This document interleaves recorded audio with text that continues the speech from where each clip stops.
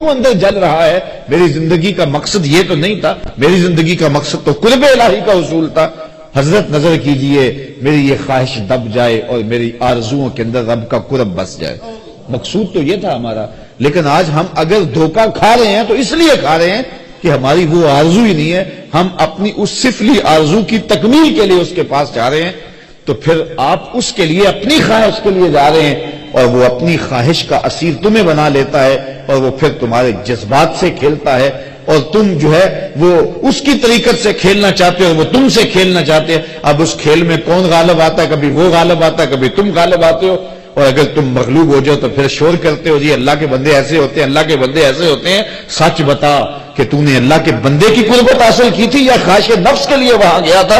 اگر خدا کی قربت کے لیے جاتا تو خدا تجھے کبھی بھی محروم نہ رکھتا, خدا تجھے مالا مال کرتا. وہ سچی طلب کبھی ضائع نہیں کرتا. اعلیٰ حضرت نے وہ واقعہ لکھا ہے ملفوظات کے اندر کہ وہ ایک آدمی سچی طلب لے کے نکلا, وہ کہنے لگا مجھے مرشد برحق چاہیے, اور روز نکلتا ہے اسے ملتا ہی نہیں ہے. ایک دن پکا ارادہ گھر سے کر کے نکلا, رات کا موقع تھا, آج میں نے مرشد کامل تو تلاش کر کے چھوڑنا جو بھی مرضی ہو. آنکھوں میں آنسو ہیں, دل میں جذبات کا تلاطم ہے. سحری کا وقت تھا, کوئی چور چوری کر کے آ رہا تھا اور اس کو کہنے لگا کہ آپ میرے مرشد ہیں, آپ مجھے بیعت کیجیے. اس نے کہا میں چور ہوں. اس نے کہا نہیں نہیں تم میرے مرشد ہو. اس نے ضد کی کہ جناب میں چور ہوں. اس نے کہا نہیں تم میرے مرشد ہو. تو اس نے اتنی ضد کی اس کا دامن پکڑ لیا, چھوڑتا ہی نہیں ہے. اس نے لاکھ کہا اللہ کے بندے میں چور ہوں, میں چور ہوں, میں چور ہوں, میں ڈاکو ہوں, میں چور ہوں. اس نے کہا نہیں نہیں تم میرے مرشد کامل ہو. تو جب اس نے جان نہیں چھوٹ رہی تھی اس چور کی, اس نے کہا دن چڑھ گیا تو میں پکڑا جاؤں گا. اس نے کہا اچھا پھر تم مجھے مانتے ہو تو پھر میرا انتظار کرو, میں آتا ہوں. اب کیا ہوا کہ وہ چلا گیا, اور اس نے جانا تھا وہ چلا گیا, اور اس کی طلب سچی تھی, وہ وہاں بیٹھ گیا, سارا دن گزار دیا. لوگ کہیں پگلے پتہ نہیں کون تھا آیا اور چلا گیا. کہا نہیں مرشد جھوٹ نہیں بولتا, طلب اس کی سچی تھی. اور اگلی رات آئی اور وہ وہاں بیٹھا رہا. اللہ اکبر. پھر آرڈر ہوا حضرت خضر علیہ السلام کو کہ وہ تو چلا گیا ہے, وہ واقعی چور تھا, لیکن اس کی طلب سچی ہے, جا اس کے سینے کو نور سے بھر دے. طلب سچی معلوم نہیں ہوتی, ہماری طلب سچی نہیں ہے, ہماری آرزویں سچی نہیں ہیں. ہم خواہشات کے خود اسیر ہیں, اور پھر جو خواہشات کے اسیر ہے اس کا شکار ہوتے ہیں. اس لڑائی میں کون جیتتا ہے اور کون ہارتا ہے یہ پھر الگ تماشا لگتا ہے. اس لیے ہمیں سچائی کی تلاش میں نکلنا چاہیے, اور وہ قرآن نے ضابطہ دیا ہے الذین آمنوا وکانوا یتقون. ایک ایمان ہے اور دوسرا تقوی ہے. میری اس گفتگو سے یہ مفہوم کبھی نہ نکالا جائے کہ میں شاید کرامت کی تردید کر رہا ہوں. میں نے ابتدا میں کہا ہے کرامت من حیث الکرامت, اس کا انکار کفر ہے, اور کرامات کا انکار جو ہے وہ اگر قرآن مجید کے دامن میں ہے تو ان کا انکار بھی کفر ہے. جس طرح حضرت مریم سلام اللہ علیہا کی کرامت کا ذکر ہے, معروف ذکر ہے کتاب اللہ میں کہ حضرت حنا سلام اللہ علیہا اللہ کی جلیل القدر بندی ہیں. یہ سورہ آل عمران ہے, یہ اس عظیم المرتبت خاندان کے نام پر منسوب ہے. حضرت حنا حضرت عمران کی بیوی ہیں, اور اس جوڑے کے ہاں اولاد نہیں تھی. صبر شکر کر کے زندگی کاٹ رہے تھے. کوئی بات نہیں, اگر اولاد نہیں ہے تو کوئی بات نہیں, اللہ کی تقسیم پہ ہم راضی ہیں. ایک دن دوپہر کا وقت تھا, صحن میں چارپائی بچھائے آپ جو ہیں وہ لیٹی تھی کہ کیا دیکھا کہ گھونسلے میں چڑیا نے بچے نکالے ہوئے, اور کہیں سے چڑیا اڑ کے جا کے دانہ اٹھا کے لاتی ہے. بچہ چونچ کھولتا ہے اور اس کی ماں اس کی چونچ میں دانہ ڈالتی ہے. بچے اور ماں کا یہ پیار دیکھا تو حضرت حنا کا دل چوٹ کھا گیا, اور عرض کی مالک تو نے جانوروں کو بھی بچے دیے ہیں اور وہ بھی ان سے پیار کرتے ہیں, تو میں اولاد سے محروم ہوں. میرے مالک اگر تو مجھے اولاد دے تو بیت اللہ کے لیے اسے وقف کر دوں گی. اللہ نے ان کی گود ہری کر دی. ہوتا یہ تھا کہ جب اولاد ہوتی تو پہلا بچہ ہوتا, اس بیٹے کو بیت المقدس کے لیے وقف کر دیا جاتا. 300 حجرے تھے بیت اللہ کے آس پاس جہاں اس طرح کے بچے رہتے تھے. لیکن جب ولادت کے لمحے آئے تو وہ بیٹا نہیں تھا, وہ بیٹی پیدا ہوئی. حضرت حنا بہت پریشان ہوئی کہ ان کو مردوں کے ہجوم میں کیسے رکھوں گی. تو کہا مالک یہ تو بیٹی پیدا ہوئی ہے. کہا ہنہ پریشان نہیں ہونا، جس طرح کی ہم نے تمہیں بیٹی دی ایسے بیٹے بھی نہیں ہوتے. اور اس بیٹی کا نام تھا مریم سلام اللہ علیہ، جو حضرت عیسیٰ کی والدہ بنی سلام اللہ علیہ. تو حضرت مریم کی ولادت ہوئی. جب منت پوری کرنے کا وقت آیا، انہوں نے شعور کی زندگی میں قدم رکھا تو اپنی منت یاد آئی، تو پھر دوبارہ پریشانی جاگ پڑی کہ اب مردوں کے ہجوم میں اس خاتون کو کیسے رکھا جائے. تو یہ طے پایا کہ کوئی بوڑھا بزرگ آدمی اس کی کفالت اپنے ذمے لے لے اور اس کی ضروریات کا وہاں خیال رکھے. اور جب یہ طے پایا تو بہت سارے لوگ اس عالی مرتبت خاندان کی صاحبزادی کو اپنی کفالت میں لینے کے لیے بے چین ہو گئے. حتیٰ کہ لوگوں کا جب زیادہ تقاضا ہوا تو قرعہ ڈالا گیا، اقلام ڈالی گئی. قرعہ فال نکلا حضرت زکریا علیہ السلام کے نام. یہ قرآن ہمیں ساری کہانی بتاتا ہے. سورہ آل عمران میں حضرت زکریا 120 سال کی عمر میں تھے اور ان کی زوجہ تھی 99 سال کی عمر میں، اور یہ جوڑا بھی اولاد سے محروم تھا. پیغمبر تھے حضرت زکریا علیہ السلام اور سکے خالو لگتے تھے حضرت مریم سلام اللہ علیہ. تو ان کے نام قرعہ نکلا. تو حضرت مریم کو انہوں نے بیت المقدس کے آس پاس ایک متعینہ حجرے کے اندر ٹھہرا دیا، مصلی بچھا دیا اور ضرورت کی چیزیں انہیں بہم پہنچانے لگے. حضرت مریم دن کو روزہ رکھتی اور رات کو عبادت میں بسر کر دیتی. حضرت زکریا ان کا خیال رکھتے، ضروریات کو پورا کرتے. جب کہیں جانا ہوتا تو حجرے کا دروازہ باہر سے بند کر دیتے، تالا لگاتے اور چلے جاتے. ایک دفعہ تالا لگا کے کہیں گئے تھے، واپس آتے ہوئے دیر ہو گئی اور افطار کی گھڑیاں آ گئیں. سارا دن روزے سے تھی حضرت مریم. تو حضرت زکریا وقت پہ پہنچ نہ پائے. دل میں بڑی تشویش تھی کہ بیٹی نے روزہ کھولنا ہے اور میں پہنچ نہیں پایا اور افطاری نہیں دے سکا. خیر جلدی جلدی گئے، جا کے دروازہ کھولا. وجد عندها رزقا. دروازہ کھولا تو کیا دیکھا؟ وہاں بے موسم پھل پڑے ہوئے. تو حضرت زکریا بڑے پریشان ہو گئے کہ اندر سے کوئی باہر نہیں آ سکتا، باہر سے کوئی اندر نہیں جا سکتا، تالا لگا ہے، دروازہ مقفل ہے، اور پھر پھل اور وہ بھی بے موسم میں. قال یا مریم ان لک ھذا. اے مریم یہ پھل کہاں سے آئے؟ حیرت سے کہا. تو حضرت مریم نے جواب دیا کہ یہ میرے رب نے مجھے عطا کیے اور وہ جس کو چاہتا ہے بغیر حساب کے عطا کرتا. اب حضرت زکریا علیہ السلام کا میں نے بتایا 120 سال عمر تھی اور ان کی زوجہ کی عمر 99 سال تھی اور یہ جوڑا بھی اولاد سے محروم تھا. اب بے موسم پھل جب حجرہ مریم میں اترتے ہوئے دیکھے تو حضرت زکریا کا دل بھی چوٹ کھا گیا. ہنالک دعا زکریا ربہ.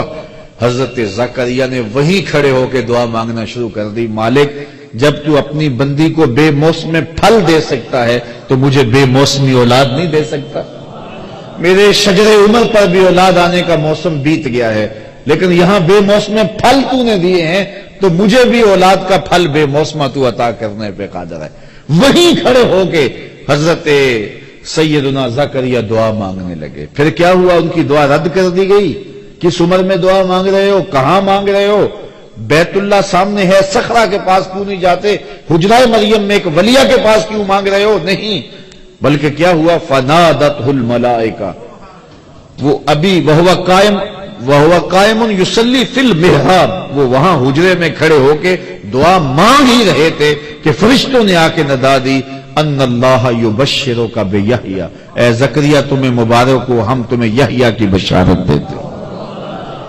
تو بے موسم پھلوں کا آنا یہ کرامت ہے اللہ کی ولیہ حضرت مریم سلام اللہ علیہا کی.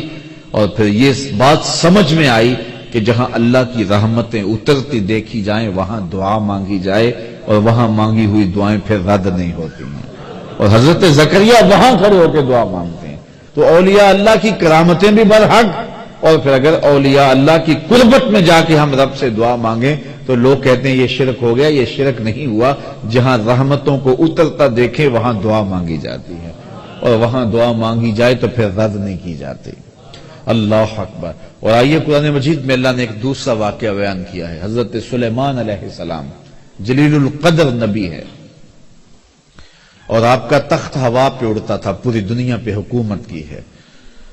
آپ کے درباری پرندوں میں سے ایک پرندے کا نام ہدہد تھا، اور وہ مختلف جگہوں کی خبریں لا کے آپ کو دیا کرتا تھا۔ قاصد پرندہ تھا آپ کا۔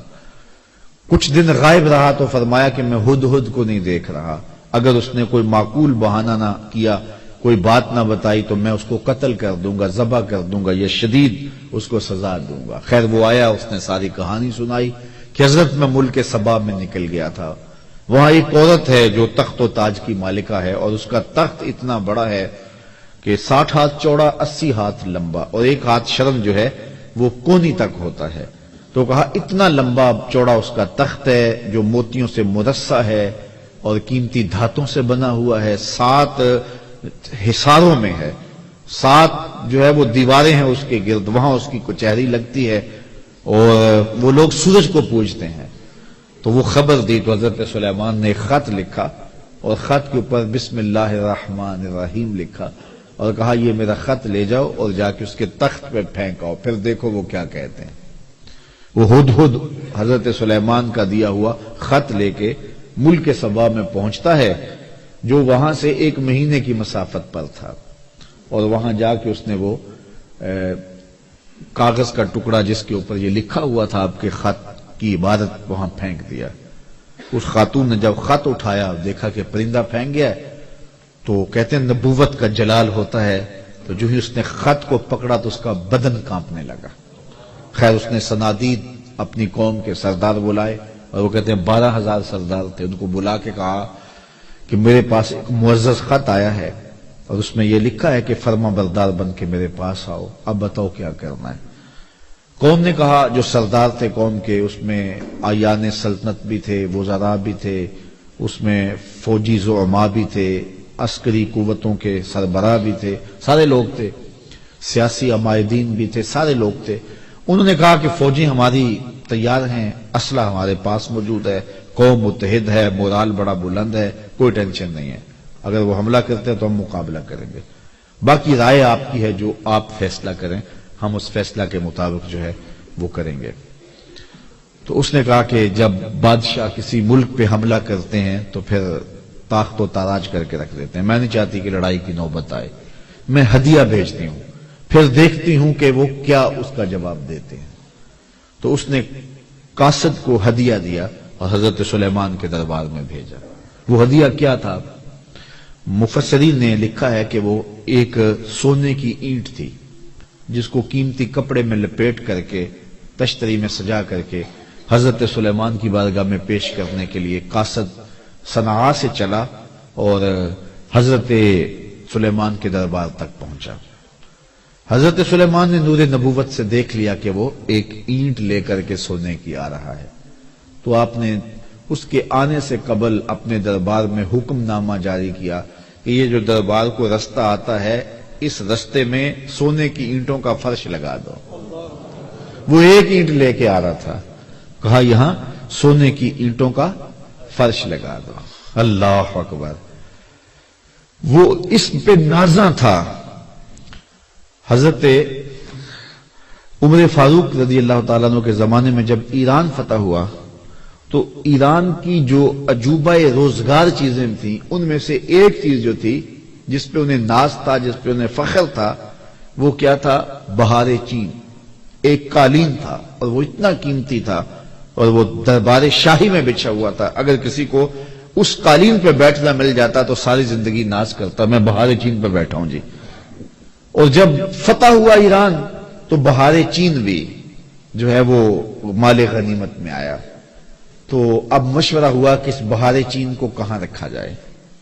تو کسی نے کہا جی مسجد نبوی میں بچھا دیا جائے، ریاض الجنہ میں بچھا دیا جائے، کسی نے کہا کہ نہیں ایسے کیا جائے، کسی نے ایسے کیا جائے۔ حضرت عمر نے کہا میری رائے پوچھتے ہو؟ کہا جی، کہا اس کو مسجد کے باہر جہاں جوتیاں اتاری جاتی ہیں وہاں پھیلا دو، جب لوگ آئیں اور یہاں جوتے صاف کریں اور پھر مسجد میں آئیں۔ اور پھر ایسے ہی ہوا۔ وہ بہار چین جس پہ بیٹھنا لوگوں کے لیے باعث فخر تھا، کہا اس کو مسجد سے باہر بچھا دو تاکہ لوگ یہاں جوتے اتاریں تو آگے آئیں۔ اسلام ان چیزوں کو اہمیت نہیں دیتا ہے، تو وہ اینٹ پہ ناز کر رہے تھے، کہا یہاں فرش بچھا دو۔ اللہ اکبر! اور جب وہ وہاں پہنچا تو اس نے دیکھا، اور وہ کیا ہدیہ پیش کرتا، خیر حکم شاہی تھا، وہ ہدیہ لے کر آیا تو حضرت سلیمان نے کہا کہ تم اپنے ہدیے پہ خوش ہوتے ہو، میں تمہارا ہدیہ لینے والا نہیں ہوں، اطاعت کر کے آ جاؤ ورنہ جنگ کے لیے تیار ہو جاؤ۔ جا کے اس نے پھر بتایا جا کے کہ حضرت ہم وہاں گئے ہیں ایک اینٹ لے کر، وہاں تو فرش میں بچھی ہوئی اینٹیں نظر آ رہی، ان کو ہمارے ان ہدیوں کی کوئی ضرورت نہیں ہے، وہ تو انہوں نے قدموں میں ڈال کے رکھی ہیں۔ خواجہ نظام الدین اولیاء کے پاس علاؤالدین خلجی آتا تھا، اس کی آرزو تھی کہ میں ان سے ملاقات کروں، آپ ملاقات نہیں کرتے تھے۔ آپ نے فرمایا کہ فقیر کی خانقاہ کے 2 دروازے ہیں، اگر تو ایک دروازے سے آئے گا دوسرے سے باہر نکل جاؤں گا، اور اگر تم نے زیادہ ضد کی طرح شہر چھوڑ جاؤں گا۔ خیر وہ آ ہی گیا تو خادموں نے آپ سے ملنے نہ دیا، پہرے دار کھڑے ہو گئے، تو اس نے سمجھا کہ یہ فقیر مر جائیں گے لیکن اپنی ڈیوٹی سے نہیں ہٹیں گے، تو اس نے کہا اچھا میں استبل حضرت کا دیکھنا چاہتا ہوں، حضرت کی خان کا دیکھنا چاہتا ہوں۔ تو جب استبل میں پہنچا تو جو گھوڑے تھے ان کی زنجیریں سونے کی تھی اور جو میخیں تھیں قلعے تھے وہ چاندی کے تھے، تو بڑا حیرت زدہ ہوا اور اس کو شرارت سوجی، اس نے کاغذ کے ٹکڑے پہ لکھا یہ کیا ہوا، فقیروں کے پاس بھی سونا چاندی اور بادشاہوں کے پاس بھی سونا چاندی، اور یہ کاغذ کا ٹکڑا اندر بھیجا۔ حضرت نظام الدین اولیاء نے دیکھا، اس کی پشت پہ لکھ کے دوبارہ بھیجا۔ فرق یہ ہے کہ بادشاہ خزانوں میں سنبھال کے رکھتے ہیں، فقیر گھوڑوں کے قدموں میں ڈال کے رکھتے ہیں۔ تو وہ لپیٹ کے اندر ایک سونے کی اینٹ کو لا رہے تھے اور یہاں راہوں میں اینٹیں بچھی ہوئی تھیں۔ کہا کہ انہیں ہدیے کی کوئی لوڑ نہیں ہے، اور وہ تو راہوں میں اینٹیں بچھائے ہوئے ہیں، تو اطاعت قبول کرنی ہوگی یا جنگ کے لیے تیار ہونا پڑے گا، یہ ان کا پیغام ہے۔ تو پھر بلقیس، ملکہ بلقیس تھی، یہ ملک سبا کی بادشاہ، اس نے کہا کہ میں خود جاتی ہوں اور جا کے ان کی اطاعت قبول کرتی ہوں، اور پھر وہ اطاعت قبول کرنے کے لیے حضرت سلیمان کی بارگاہ میں حاضر ہونے کے لیے صنعاء سے چلی اور حضرت سلیمان کے پاس آئی۔ جب حضرت سلیمان کے دربار کے بالکل قریب آ گئی، سادہ لفظوں میں کہہ لو یوں بائی پاس کے قریب آ گئی، تو آپ دربار میں بیٹھے، صبح کا وقت تھا، آپ کے درباری حواری بیٹھے تھے۔ آپ نے فرمایا کہ میرے درباریوں، ملکہ بلقیس آ رہی ہے اور اسے اپنے تخت پہ بڑا ناز ہے، کوئی ہے جو اس کے آنے سے قبل وہ تخت لے آئے؟ جس طرح وہ اینٹیں بچھائی تھی، اینٹیں لے کر آئے تھے، تو جس تخت پہ ناز ہے وہ تخت ہی لا کے اس سے قبل قدموں میں رکھ دیا جائے۔ تو اب تخت 1 مہینے کی مسافت پہ تھا، اور کوئی چھوٹا نہیں تھا، کوئی ڈبیا نہیں تھی کہ جیب میں ڈال کے لے آنی ہے، اگر ڈبیا بھی ہو پھر بھی 2 مہینے چاہیے۔ پھر وہ تخت 7 مکفل 4 دیواریوں میں تھا، اور پہرے دار کھڑے تھے، تالے لگے تھے، مزاحمت کے بعد اس کو ٹکڑوں میں بانٹ کر بھی لانا ہو تو سال چاہیے، لیکن آپ نے فرمایا وہ باہر آ گئی، یہاں بائی پاس کے قریب آ گئی ہے، تو کوئی ہے جو لے آئے؟ ایک جن اٹھا، قال عفریت من الجن، ایک جن نے کہا حضرت میں لاتا ہوں۔ اچھا کتنی دیر تک لاؤ گے؟ کہا مجلس برخاست ہونے تک لے آؤں گا۔ یہ صبح کا وقت تھا اور مجلس برخاست ہوتی تھی چاشت کے بعد، دوپہر کے وقت۔ اس نے کہا میں دوپہر تک لے آؤں گا، بہت بڑی بات تھی۔ 1 مہینہ جاتے لگتا تھا، 1 مہینہ آتے لگتا تھا، 60 ہاتھ چوڑا تھا، 80 ہاتھ لمبا تھا، کئی ہاتھ موٹا تھا، قیمتی دھاتوں کا بنا تھا۔ اس نے کہا میں طاقت بھی ور بھی ہوں اور دیانتدار بھی ہوں، اس کا ایک موتی بھی ضائع نہیں ہونے دوں گا، اور دوپہر تک لا کے آپ کے قدموں میں رکھ دوں گا۔ بہت بڑی بات تھی، لیکن حضرت سلیمان نے کہا نہیں، مجھے اس سے بھی پہلے چاہیے، مجھے اس سے بھی پہلے چاہیے۔ قال الذی عندہ علم من الکتاب، پھر وہ اٹھا جس کے سینے میں زبور کا علم تھا۔ آصف بن برخیہ نام لکھا ہے مفسرین نے، اور آپ کا خالوزاد تھا، یا آپ کا بھانجا تھا، اور آپ کا امتی تھا، اسم اعظم جانتا تھا۔ وہ اٹھ کے کھڑا ہوا، حضرت انا آتی کا بے ہی، میں حاضر کر دیتا ہوں۔ کہا یہ تو دوپہر تک کا وقت دے رہا جن، تم کتنی دیر تک لاؤ گے، کتنا وقت لو گے؟ تو آصف بن برخیہ بولے میں اپنی جناب جانب سے نہیں کہہ رہا، قرآن کہہ رہا ہے۔ قال الذی عندہ علم من الکتاب، جس کے سینے میں کتاب اللہ کا علم تھا، وہ بولا انا آتی کا بہ، میں حاضر کر دیتا ہوں۔ کتنی دیر لگے گی؟ قبل ان یرتد الیک طرفک، حضور آپ آنکھ بعد میں جھپکیں گے، تخت پہلے پڑا ہوا۔ اور حضرت سلیمان نے بھی آنکھ نہیں جھپکی، تخت سامنے پڑا ہوا تھا۔ اللہ اکبر۔ تو جب تخت سامنے نظر آیا تو بے ساختہ کہا ھذا من فضل ربی، یہ میرے رب کا فضل ہے جس نے میری چوکھٹ کے ایک غلام کو یہ شان دی ہے۔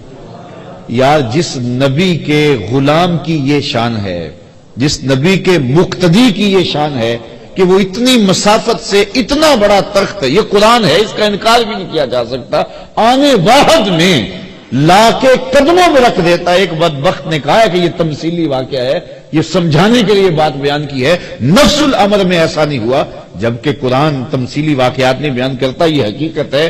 وہ تخت بلقیس آیا، آنے واحد میں آیا، قرآن کہتا ہے سامنے پڑا ہوا تھا، اور حضرت سلیمان نے کہا یہ میرے رب کا فضل ہے کہ جس نے میرے مقتدی کو یہ شان دی، یا جس کے مقتدی کی یہ شان ہے، حضرت سلیمان کے مقتدی کی یہ شان ہے کہ 1 مہینے کی مسافت سے تخت بلقیس لا کے آنکھ جھپکنے سے قبل قدموں میں حاضر کر دیتے ہیں، اور خود مقتدی بن کے حضرت سلیمان جس نبی کے پیچھے کھڑے تھے مسجد اقصی میں، اس مقتدا کی شان کا عالم کیا ہوگا؟ یہ شان ہے خدمت گاروں کی سرکار کا عالم، اور یہ بات طے ہے جس طرح حضور نبیوں سے افضل ہیں، حضور کی امت باقی امتوں سے افضل ہے، اسی طرح حضور کی امت کے ولی باقی امت کے ولیوں سے افضل ہیں۔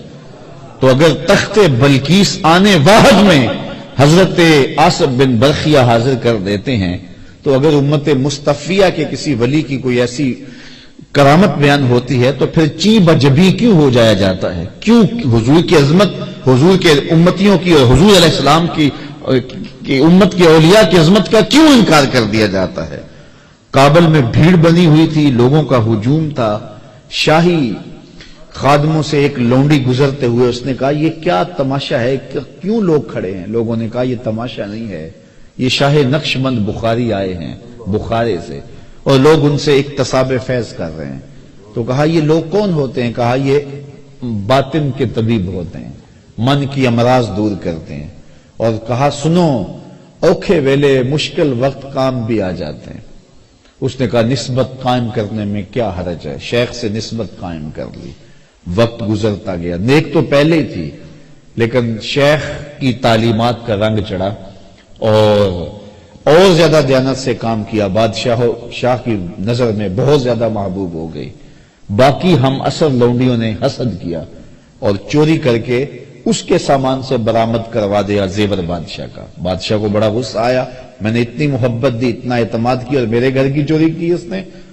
حکم نامہ شاہی جاری ہو گیا کہ اس کو لے جاؤ محل کی چھت پر، چوبارے پر، اور وہاں سے جا کے دھکا دے دو تاکہ اس کے ٹکڑے ٹکڑے ہو جائے بدن کے، لوگوں کو پتہ چلے بادشاہوں کے گھر کتنے مقدس ہوتے ہیں۔ اس نے لاکھ کہا کہ میں نے چوری نہیں کی، لیکن اس میں کون سنتا تھا اس کی؟ خیر لونڈی کو چوبارے پہ لے جایا گیا اور جلاد دھکا دینے لگا تو اس کو اب یاد آیا کہ سنا ہے اوکھے ویلے پیر کام آتا ہے۔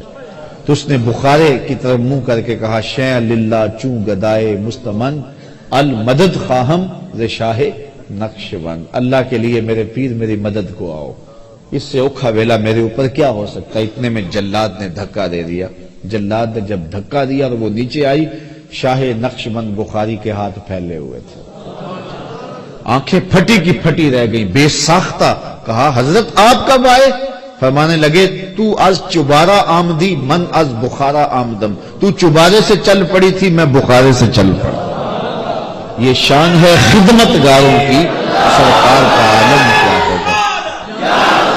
تو اللہ تعالیٰ نے اپنے ولیوں کو یہ طاقتیں دی ہوئی ہیں، یہ توانائیاں دی ہوئی ہیں، تو کرامت کا انکار نہیں ہے، لیکن یہ بات ذہن میں رکھیں کہ اللہ کے ولی کی پہچان اور معرفت جو ہے وہ ایمان اور تقوی سے ہے، اور ان کا درس اور ان کی تگ و تاز، ان کی جد و جہد لوگوں کے ایمان کی مضبوطی اور تقوی کی صفات کو روحوں میں اتارنا اور باطن میں پیدا کرنا، یہ ان کا مشن ہے، یہی ان کی زندگی ہے۔ باقی راستے میں کبھی کبھی کرامات کا بھی ظہور ہو جاتا ہے، کبھی ایسا ہوتا ہے ساری زندگی گزر جاتی ہے کرامات کا ظہور نہیں بھی ہوتا۔ کتنے اولیاء ایسے گزرے ہیں جن کی کرامات ہمیں نہیں ملتی، تو اس کا مطلب ہے وہ ولی نہیں تھے، اور کتنے لوگ ہیں کہ جن کی کرامات بہت زیادہ ملتی ہیں اور وہ اس پائے کے نہیں ہیں، اس سے قبل جو گزرے ہیں وہ جلیل المرتبت جو ہے وہ مقامات پہ فائز تھے، لیکن ان کی کرامات اتنی ہمیں نہیں ملتی جتنی کرامات ہمیں بعد میں متاخرین کی ملتی ہیں، اصحاب کی اور تابعین کی اتنی نہیں ملتی۔ تو اس کا مطلب ہے ان کی کرامات نہیں تھی، زندگی میں ان کی توجہ اس سمت نہیں رہی اور لوگوں نے جو ہے وہ اس نظر سے جو ہے وہ ان کو نہ دیکھا۔ اس لیے یہ بات ذہن میں رکھیں کہ کرامات اپنی جگہ پہ برحق، لیکن کرامات کا کاروبار نہ کیا جائے. ہمارے صوفیہ تو یہاں تک فرماتے ہیں الکرامات حیض الرجال، کرامات مردوں کا حیض ہے. جس طرح ایام مخصوصہ میں عورتیں اس کیفیت کو چھپاتی ہیں، اہل اللہ نہیں چاہتے کہ ہم سے کرامات کا صدور ہو، وہ یہ چاہتے ہی نہیں ہیں. بلکہ حضرت شاہ نقشبند بخاری علیہ رحمہ سے کسی نے پوچھا حضرت آپ کی کوئی کرامت؟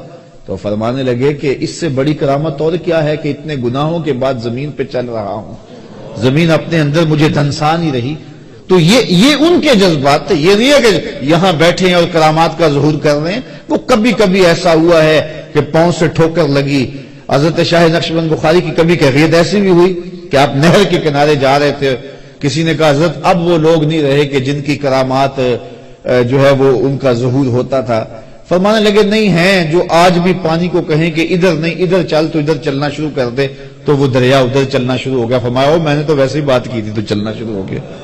تو یہ کبھی کبھی ان کی زبان سے نکلا تیر یوں تیر بہدف ہوتا ہے، اور کبھی ایسا ہوتا ہے کہ وہ کسی بات کو اللہ کی بارگاہ میں منوانے کے لیے کئی سال تک دعائیں کرتے رہتے ہیں، میرے مالک یہ کام کر دے، میرے مالک یہ کام کر دے. تو یہ مختلف کیفیات ہوتی ہیں. حضرت ابو عمار حنبلی فرماتے ہیں کن طالبا للاستقامہ لا طالبا للکرامہ، نفسک تطلب منک الکرامہ وربک یطلب منک الاستقامہ. کہا کرامت کا طالب نہ بننا، استقامت کا طالب بننا. تیرا نفس تجھ سے کرامتیں مانگتا ہے، تیرا رب تجھ سے استقامتیں مانگتا ہے. تو رب استقامت مانگتا ہے. رب چاہتا ہے میرا بندہ نیک ہو، صالح ہو، مشکلات میں گھبرائے نہ، صبر کے دامن کو چھوڑے نہ، واویلا نہ کرے. تکلیف آ جائے تو اس کو میرے حضور عرض کرے کہ مالک یہ دور ہو جائے. اگر دور نہیں ہوتی میری آزمائش ہے تو اس پہ صبر کرے، اس پہ حوصلہ رکھے. اور غربت میں بھی اس کو آزماؤں گا، غربت کی آزمائش میں پورا نکلے. دولت دے کے بھی آزماؤں گا، دولت کی آزمائش میں پورا نکلے. یہ آزمائش ہے اللہ کی. کسی کو دولت نہیں دی گئی تو یہ بھی اس کی آزمائش ہے. رب نے پیدا کیا بندے کو، اللہ آزماتا ہے. اس کو کچھ نہیں دیا گیا، یہ واویلا تو نہیں کرتا، اس غربت کو تماشا تو نہیں بناتا، ہاتھ تو نہیں پھیلاتا، یہ سوال کا دروازہ تو نہیں کھولتا. اس کی غربت کی آزمائش ہے. پھر دولت دے کے کئیوں کو آزمایا جاتا ہے. اس کو دولت دی گئی ہے، یہ دولت سے فرعون تو نہیں بن جاتا، قارون تو نہیں بن جاتا، حامان تو نہیں بن جاتا، جھوٹی خدائی کا دعوے دار تو نہیں ہو جاتا. بلکتے یتیموں، لاچاروں اور مجبوروں کی مدد کے لیے اس کی تجوریاں کھلتی ہیں، یا ان سسکتے لوگوں کو دیکھنے کے باوجود بھی آنکھیں موند کے گزر جاتا ہے. اس کے دل میں احساس اور نرمی اور رقت پیدا ہوتی ہے، یہ نہیں ہوتی. اللہ تعالیٰ دولت دے کے بھی آزماتا ہے، غربت دے کے بھی آزماتا ہے. اصل امتحان گاہ ہے دنیا، اور یہ دنیا جو ہے اس امتحان سے ہم سرخرو کیسے ہوں گے؟ پرچے مختلف نوعیتوں کے ہیں. کبھی پرچہ غربت کا ڈالا جاتا ہے، کبھی امانت کا ڈالا جاتا ہے، کبھی آزمائشیں، تکلیفیں، اذیتیں اور تکلیفیں دی جاتی ہیں. حضرت ایوب اللہ کے نبی ہیں، بیماری نے ایک عضو پہ حملہ کیا، اللہ اکبر. اور پھر جب زبان کی طرف بیماریوں کا رخ بڑھا تو کہا مالک اس بیماری زبان پر بیماری جاری نہ کرنا، یہ تیری تسبیح بولتی رہے. اللہ شکایت نہیں کی ہے، ایک عضو جو ہے بیماری کا شکار ہوتا ہے، لیکن شکایت نہیں کی. حضرت یوسف علیہ السلام کی آزمائشیں دیکھو. کبھی کنان کے اندھے کنویں میں ڈالا جاتا ہے، اور پھر مالک ابن زغر کی قید میں آتے ہیں، اور پھر مصر کے شہنشاہ کے گھر میں جاتے ہیں تو کتنی ریشمی آزمائش بچتی ہے کہ فریفتہ ہو جاتی ہے عزیز مصر کی بیوی. اور حضرت یوسف علیہ السلام کے لیے ایک مصیبت بن جاتی ہے کہ جس نے مجھے مالک ابن زغر سے خریدا، جس نے میرے لیے آسودہ ماحول پیدا کیا، اور آج میں کیا اس کے گھر میں خیانت کروں؟ اور وہ ہے کہ وہ ڈورے ڈال رہی ہے.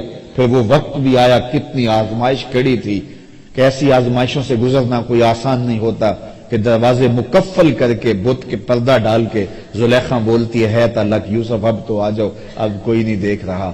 لیکن کتنا اللہ کا نبی، کتنا عظیم المرتبت تھا کہ ان حالات کے اندر بھی آزمائش کی بھٹی میں گزر کر بھی قال معاذ اللہ، کہا میں اللہ کی پناہ میں آتا ہوں.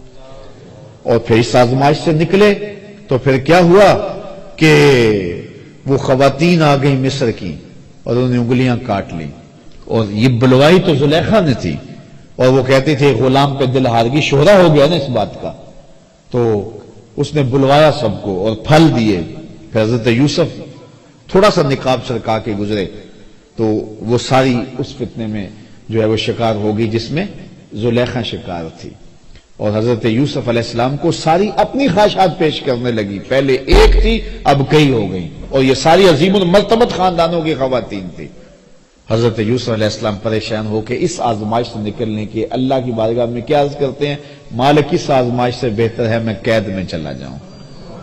اور پھر 7 سال تک حضرت یوسف علیہ السلام قید میں رہے, اپنی عصمت بچانے کے لیے, آبرو بچانے کے لیے. زندگی آزمائشوں کا نام ہے, مشکلات کا نام ہے. کیا میں نے اس خاکدان سے کنارہ جہاں رزق کا نام ہے آب و دانا, پلٹنا جھپٹنا جھپٹ کر پلٹنا, لہو گرم رکھنے کا ہے ایک بہانہ. پرندوں کی دنیا کا درویش ہوں میں کہ شاہی بناتا نہیں آشیانہ. نبیوں کی آزمائشیں ہوئی ہیں. امام رازی نے لکھا ہے مکے سے لے کر طائف تک 70 ایسے نبیوں کی قبریں ہیں جن کی وفات صرف بھوک کی وجہ سے ہوئی ہے, صرف بھوک کی وجہ سے ہوئی ہے. یار ہمیں کیا آزمائش آئی کہ دوڑ کے بابے کے پاس چلے جاتے ہیں, بے عمل بابے کے پاس جا کے اپنا ایمان بھی لٹا دیتے ہیں. کتنی آزمائشیں آئی ہیں ان کے پاس. جلتی ہوئی چیخا میں پھینکا نہیں گیا, بیٹے کی گردن پہ چھری رکھنے کی آزمائش سے نہیں گزارا گیا, اور وادی غیر ذی ذرا میں اپنے بیٹے کو چھوڑنے کی تلقین نہیں ہوئی. کن کن آزمائشوں سے نہیں گزرے یار میرے اور آپ کے آقا و مولا, کن آزمائشوں سے نہیں گزرے.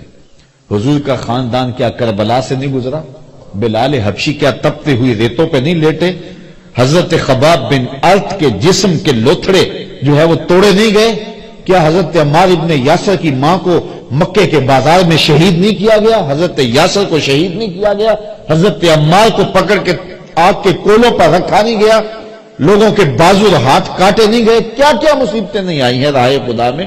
اور ہمیں کیا ہے, تھوڑا سا کام نیچے ہوا, تھوڑے سے گاہک کام آئے تو ہم پھر دوڑ گئے اور وہ شرکی عقائد میں مبتلا ہو گئے. اپنے آپ کو مضبوط کریں, اللہ تعالیٰ پر توکل کریں, اللہ پر بھروسہ کریں. کبھی وہ دولت دیتا ہے, کبھی کم دیتا ہے, کبھی زیادہ دیتا ہے, کبھی خوشی دیتا ہے, کبھی غم دیتا ہے, کبھی مسرت دیتا ہے, کبھی خوشحالیاں دیتا ہے, کبھی بڑھاپا ہے, کبھی جوانی ہے. یہ ساری آزمائشیں ہیں. کبھی دولت کی فراوانی ہے, کبھی بیماری ہے, کبھی صحت ہے, کبھی عزت ہے, کبھی رسوائیوں کی راہوں سے گزرنا پڑتا ہے. ان سارے مقامات سے گزرے, اللہ کا شکر ادا کرے اور اپنے دامن کو کبھی داغدار نہ ہونے دے, اور اللہ پر توکل کبھی کمزور نہ ہونے دے. اگر وہ خوشی میں رکھے تو کہا مالک تیری کرم نوازی کہ تو نے مجھے خوشیاں دی, اور اگر دکھ آ جائیں تو پھر کہے مالک جے سونا میرے دکھ وچ راضی تے میں سکھ نو چلے ڈاواں. مسرتیں ہوں, مسرتیں کوئی ہجوم کے اندر بھی اس کا شکر ادا کرے, اور دکھ غم آ جائیں تو پھر بھی تکلیف محسوس نہ کرے, کوئی بات نہیں ہے. دکھ ہمیشہ تے سکھ کدائیں, دکھاں تو سکھ وارے, دکھ قبول محمد بخشا راضی رہن پیارے. میں تمہیں صرف ایک حدیث سناتا ہوں, تمہیں ٹھنڈ پڑ جائے گی. مولا کائنات سید نبی المرتضیٰ سے مروی ہے, حضور نے ارشاد فرمایا جو اللہ کے دیے گئے تھوڑے رزق پہ راضی ہو گیا. سنو ذرا, ساری تقریر کا خلاصہ سمجھ لو. جو اللہ کے دیے گئے تھوڑے رزق پہ راضی ہو گیا, قیامت کے دن اللہ اس کے تھوڑے عملوں پہ راضی ہو جائے گا. چل بندے موج کر, تو میرے دیے ہوئے تھوڑے رزق پہ راضی ہے اور میں تیرے تھوڑے عملوں پہ راضی ہوں. تو بندہ ہو کے راضی ہے, ضرورت مند ہو کے راضی ہے. بچوں کے لیے دوا بھی چاہیے تھی, سر پہ چھت بھی چاہیے تھی, مشکلات سے نکلنے کی راہ بھی چاہیے تھی, لیکن انہوں نے کہا مالک میں واہ راضی ہوں, جس حال میں رکھے میں راضی ہوں. تو کہا تو بندہ ہو کے راضی ہے, تو کمزور ہو کے, ضعیف کھولے کل انسان و ضعیفا, تو ضعیف ہو کے راضی ہے, اور میں تو رب ہوں, میں تو کبھی ہوں. تو میرے دیے گئے تھوڑے رزق پہ راضی تھا, میں تیرے تھوڑے عملوں پہ راضی ہو گیا. اور جو بلائیں تکلیفیں دنیا کے اوپر آتی ہیں, حدیث میں آتا ہے, صحیح حدیث ہے, قیامت کے دن اہل بلا کو جو صلہ دیا جائے گا, جو صبر کرتے ہیں بلا پہ, جو واویلا کہتے ہیں صلہ ضائع کر لیتے ہیں, جو بلا پہ صبر کرنے والے ہیں ان کو جو صلہ دیا جائے گا تو باقی لوگ سوچیں گے کاش ہمارے جسم کو لوہے کی کینچیوں سے کاٹ دیا گیا ہوتا تاکہ اس پر ہمیں یہ بھی صلہ نصیب ہوتا. تو صاحب یہ زندگی اللہ پر توکل کرو. اگر بے بسی ہو جائے مصلی بچھا کے اس کو عرض کرو مالک یہ مشکل آ گئی ہے, یا چھوٹے چھوٹے بچوں کو مصلی بچھا کے دو, ہمارے گھر میں یہ مصیبت آ گئی ہے, تو اللہ سے مانگو, توکل کرو, اس پہ بھروسہ کرو, منت مان لو, روزوں کی منت مان لو, اور منتیں مان لو اس کے حضور, نمازوں کی منتیں مان لو, لوگوں کو کھانا کھلاؤ, حسن سلوک کرو, رشتہ داروں کے ساتھ اچھائیاں کرو تاکہ وہ مصیبت ٹل جائے. لیکن ہمارے پاس ہر مرض کا ایک الگ بابا ہے، اور اس بابے کے پاس جا کے ہم اپنا سب کچھ لوٹا دیتے ہیں۔ الیاذ باللہ ایسے ایسے جو ہے وہ اعمال کرنے کے لیے وہ کہتے ہیں کہ الیاذ باللہ۔ یہ میں نے اس تناظر میں باتیں کی ہیں کہ یہ روز سوشل میڈیا کے اوپر ہم دیکھتے ہیں اور کوئی نہ کوئی بابا منظر عام پہ آتا ہے اور پھر اس کو سامنے کیا جاتا ہے، یہ دیکھو جن لوگوں کا عقیدہ، قطعاً ہمارا عقیدہ نہیں، لیکن یہ ہمارا قصور ہے کہ ہم نے لوگوں کو جو ہے وہ زندگی گزارنے کا جو ڈھب ہے اس میں مشکلیں بھی ہیں، دھوپ بھی ہے، چھاؤں بھی ہے، اس حساب سے بھی انتظام کرنا چاہیے نا۔ آپ پہاڑی علاقے میں جائیں نا تو وہاں مکانوں کی چھتیں ایسی نہیں ہوتی، مکانوں کی چھتیں یوں ہوتی ہیں۔ کیوں؟ اس لیے کہ وہاں انہیں پتہ ہے برف باری ہونی ہے، برف باری ہے تو چھتیں پہلے ہی ایسے بنا کے رکھی ہیں، یہاں برف باری نہیں ہے تو چھتیں بالکل سیدھی ہیں۔ تو جب زندگی میں دکھ آنے ہی آنے ہیں، ہو ہی نہیں سکتا کہ نہ آئے، تو پھر ہمیں ذہن بنا کے رکھنا چاہیے، جب دکھ آئیں گے تو پھر صبر کا حوصلہ ہمیں ہونا چاہیے۔ یہ زندگی ہے، لقد خلقنا الانسان فی کبد، ہم نے انسان کو مشقتوں میں رہتا پیدا کیا ہے۔ فارمی چوزا نہیں ہے کہ ہوا بھی چلے تو گر جائے، نہیں، حالات کی تلخیوں کو سہے، مقابلہ کرے۔ ہم نے یہ سمجھا ہر وقت بندہ یہ چاہتا ہے میرے پاس اتنی دولت آ جائے، یہ ہو، میرے پاس جو ہے وہ اس طرح کا بنگلہ ہو، اس طرح کی گاڑی ہو، یہ آسودہ زندگی ہو، اور اسی چکر میں ہم اپنی ساری زندگی برباد کر دیتے ہیں ان چیزوں کے حصول میں۔ مل جائے تو اللہ کا شکر ادا کرو، نہیں ملو تو مالک جس حال میں تو رکھے اس حال میں میں راضی ہوں۔ یہ کام اوکھا بڑا ہے، لیکن کوئی راضی ہو کے تو دیکھے پہ رب کی کرم نوازیوں کے کتنے می برستے ہیں۔ تو اپنی زندگیوں کو مالک کی دہلیز پہ رکھیں، مالک کی چوکھٹ پہ رکھیں، دکھ آئے سکھ آئے، ہم دھوپ میں ہوں پھر بھی اللہ کے ہوں، چھاؤں میں ہوں پھر بھی اللہ کے ہوں، برستی بارشوں پھر بھی اسی کے ہوں۔ یہ نہیں ہے کہ کوئی تھوڑی سی تکلیف آئی تو بھاگ کے کسی اور چھپر تلے چلے گئے، نہیں، مالک ہم تیرے ہی ہیں، بھوک دے گا پھر بھی تیرے ہی ہیں، پیاس دے گا پھر بھی تیرے ہیں، کربلائیں آئیں گی پھر بھی تیرے ہیں، مشکلیں آئیں گی پھر بھی تیرے ہیں، پاؤں میں زنجیریں ہوں گی، ہاتھوں میں ہتھ کڑیاں ہوں گی، گھسیٹا جائے گا، نعرے تیرے نام کے ہی ماریں گے۔ بلال حبشی کو جب مارا جا رہا ہے وہ آگے سے مسکرا رہے تھے، کسی نے کہا بلال یہ عجیب تماشا ہے، تمہارا آقا تمہیں مارتا تم آگے سے جو ہے وہ روتے نہیں ہو، ہنستے ہو؟ تو بلال مسکرا کے فرمانے لگے تم بازار میں جاؤ نا مٹی کا پیالہ خریدنے تو اس کو بھی ٹھونک بجا کے دیکھتے ہو کہیں کچا تو نہیں، اس کی آواز تو ٹھیک ہے؟ کہا میرا مالک بلال کو دیکھ رہا ہے کہیں کچا تو نہیں، اس کی آواز تو ٹھیک ہے؟ میں کہتا ہوں مالک خرید لے بلال کو، کھال ادھر بھی جائے گی، حق کی آواز ختم نہیں ہوگی، زخم پہ زخم کھا کے جی، خون جگر کے گھونٹ پی، آہ نہ کر لبوں کو سی، یہ عشق ہے دل لگی نہیں، وآخر دعوانا ان الحمدللہ رب العالمین۔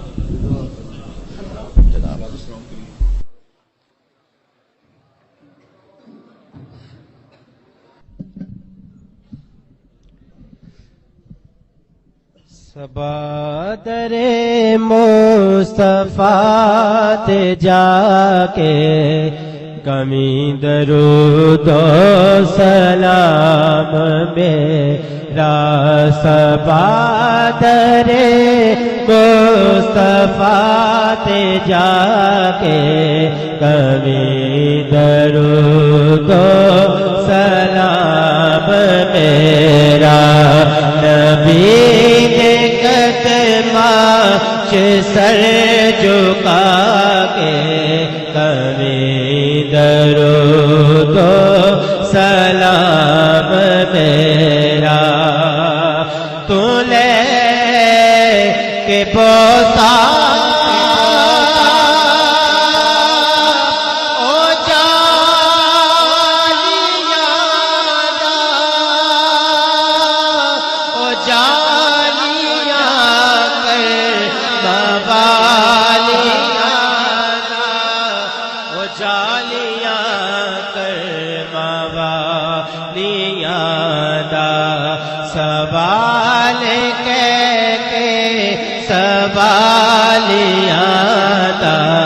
کبھی درود و سلام میرا، صبا در مصطفیٰ تے جا کے کبھی درود و سلام میرا، دست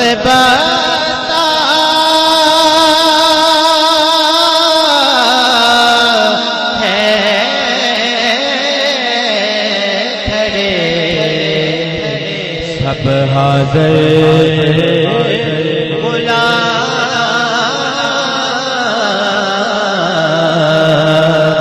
پیش کرتے ہیں غلام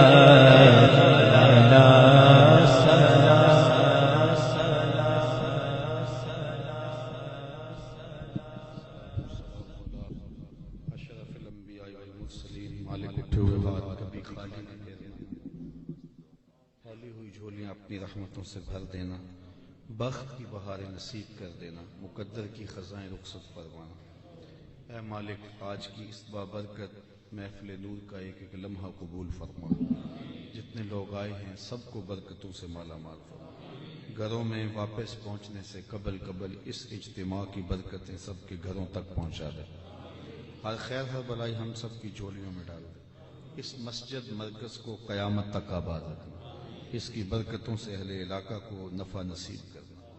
اے اللہ، مسجد کے ساتھ متصل جو ادارہ ہے اس کو مزید ترقیاں نصیب فرمانا، حضرت کے کام میں برکتیں عطا فرمانا، اپنا خاص کرم تمام علماء کرام کے شامل حال فرمانا، خاص طور پہ اس مسجد کی آبادیاں اور اس مسجد کی رونق قیامت تک آباد رکھنا، اپنا خاص کرم پوری امت مسلمہ کو نصیب فرمانا۔ اٹھے ہوئے ہاتھ کبھی بھی خالی، بڑی ہوئی تمام امت کو کھویا ہوا وقار دینا۔ شاہ صاحب نے جس دعا کے لیے کہا، مالک وہ مستجاب فرما۔